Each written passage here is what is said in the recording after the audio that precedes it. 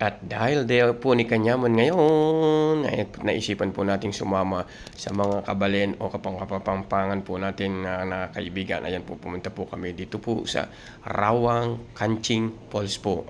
Ayan, nakita nyo naman po, ayan, may mga Chinese group po dyan. Ayun, nakikita po natin na at mayroon po din pong Indian na magpipiknik po sa taas at kasabay po natin aakyat sila. Tingnan nyo po, meron pong way na paakyat po, merong hagdanan, meron din pong yung parang maliit na daan. Kung nakamotor po kayo siguro, pwede po yan. Yan, tingnan nyo naman po mga Kanyaman, may unggoy pa po dyan.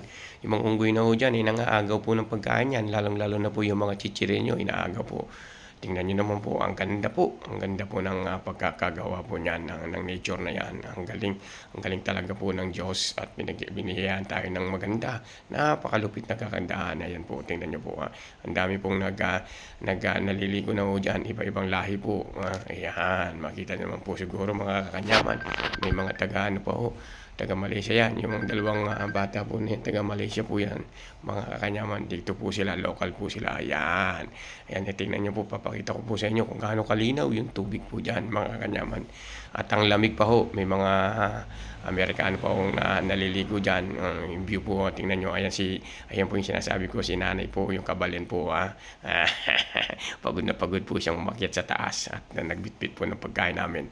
O, di ba, mga Kanyaman? Kaya kung mga katulad kong OFW na dito sa Malaysia, ayan, subukan nyo pong pumunta po dyan sa Rawang Kanching Falls po. Ang ganda po. Masusulit po ang day off nyo. Ayan, nagalog-alog na po ng Gin Cebu Kanyaman dyan at tayo po ay magpapainit din po.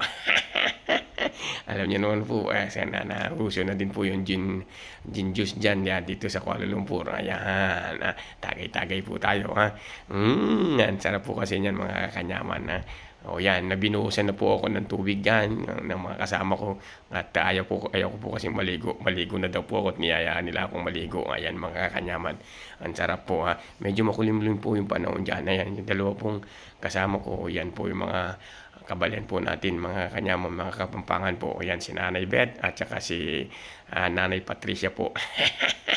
Ayan po, pa-appear pa sila. Nakita po nila si Kanyaman. Tingnan nyo naman po, ang ganda po. Yung linaw po ng tubig, mga Kanyaman. May mga kababayan din po tayong nakasabay na maligo. Ayan sila, day off din po nila. Ayan, yung lagaslas ng tubig, mga Kanyaman. So paano mga Kanyaman? Hanggang dito na lang po muna. Hanggang sa susunod.